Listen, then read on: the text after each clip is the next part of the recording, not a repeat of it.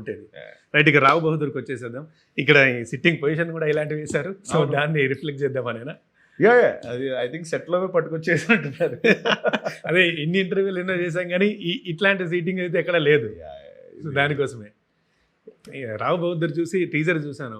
Teaser అన్నారు, అదేమో చూస్తే 325 ఉంది. సరే, కానీ భలే ఇంట్రెస్టింగ్గా ఉంది. ఒక్క ముక్క అర్థం కాదు. అర్థం అంటే అర్థం అంటే క్యూరియాసిటీ క్రియేట్ చేయాలి. Because it's just a teaser, not even a teaser, more than a teaser, not even a teaser. అంటే నేను ఫస్ట్ చూసాను, ఫస్ట్ ఇది జస్ట్ ఎ టీజర్, ఇది నాట్ ఈవెన్ ఎ టీజర్. దీని తర్వాత వచ్చేది మోర్ దెన్ ఎ టీజర్ అని అనుకున్నాం. అది వస్తుందో లేదో డిసైడ్ చేయాలి.